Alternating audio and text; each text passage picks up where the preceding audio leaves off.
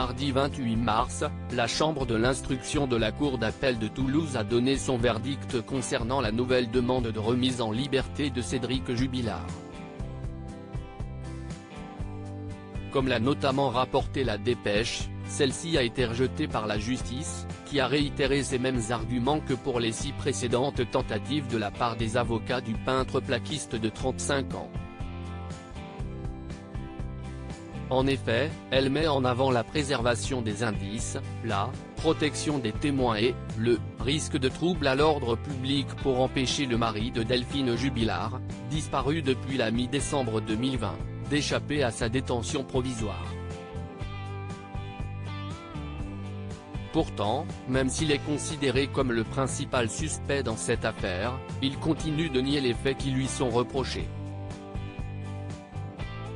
L'infirmière et mère de famille de 2 enfants, Louis et Elia, quant à elle, n'a pas donné signe de vie en plus de 2 ans et aucun corps n'a pas été retrouvé par les enquêteurs, malgré les nombreuses recherches effectuées.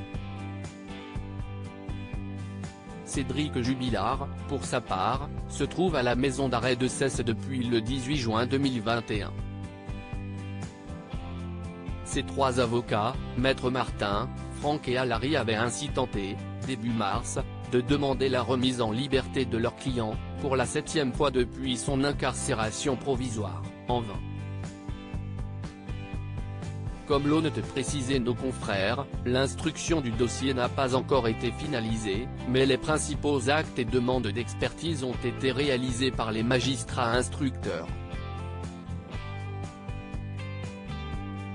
Une attitude qui ne colle pas avec les déclarations du suspect?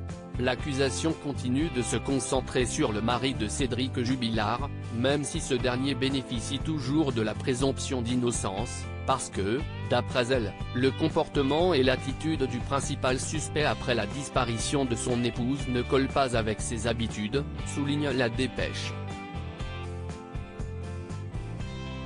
D'autant plus que Delphine et le père de ses enfants étaient en pleine instance de divorce en décembre 2020 et que Cédric semblait peu enclin à laisser sa femme refaire sa vie avec son amant. C'est en tout cas ce que laissent penser ces accès de jalousie, rapportés notamment dans les colonnes du quotidien régional par l'avocat Mourad Batik, représentant l'oncle, la tante, le cousin et les cousines de l'infirmière disparue, en avril dernier. Article écrit avec la collaboration de 6 médias Crédit Photo, Capture Écran BFM TV.